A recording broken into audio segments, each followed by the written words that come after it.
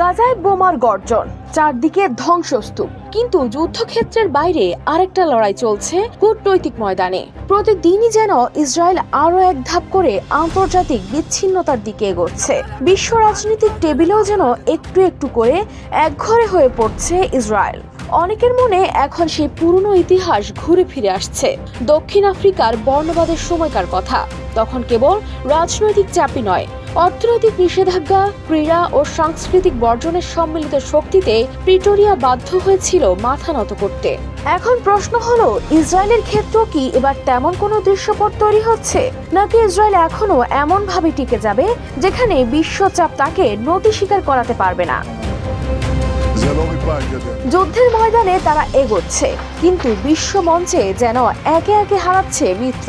ইউরোপীয় রাজধানীগুলোতে ক্ষুব্ধ প্রতিবাদ, উপসাগরীয় দেশগুলোর সম্মিলিত বৈঠক এবং জাতিসংঘের রাষ্ট্র স্বীকৃতির প্রস্তাব, সব মিলিয়ে ইসরায়েলের জন্য তৈরি হচ্ছে এক অস্বস্তিকর পরিস্থিতি।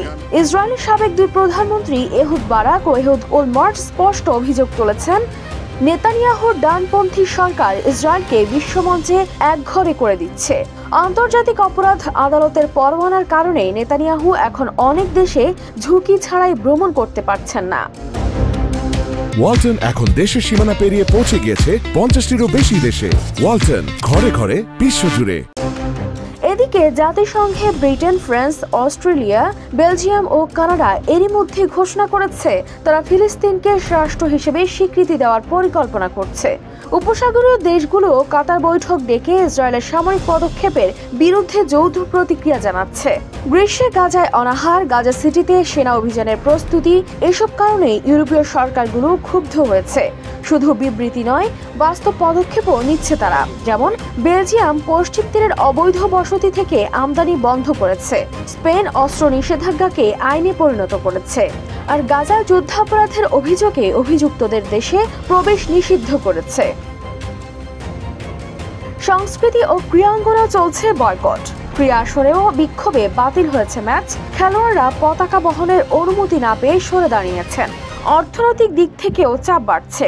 নরওয়ের $1 ট্রিলিয়ন তহবিল ইসরায়েলি কোম্পানি বাদ দিয়েছে। ইউরোপীয় ইউনিয়ন আংশিকভাবে বাণিজ্যিক চুক্তি স্থগিত করার পরিকল্পনা করছে। তাই এখন প্রশ্ন হলো, এ চাপ কতটা কার্যকর হবে? দক্ষিণ আফ্রিকার সময় আন্তর্জাতিক বয়কট এক হয়ে কাজ করেছিল, কিন্তু ইসরায়েলের ক্ষেত্রে পরিস্থিতি কিছুটা আলাদা। যুক্তরাষ্ট্র এখনো তাদের সবচেয়ে বড় মিত্র। জার্মানি, ইতালি ও হাঙ্গেরির মতো দেশও কঠোর নিষেধাজ্ঞার বিরোধিতা করছে। তাই কি হবে তা এখন সময়ের অপেক্ষা। News desk, RTV।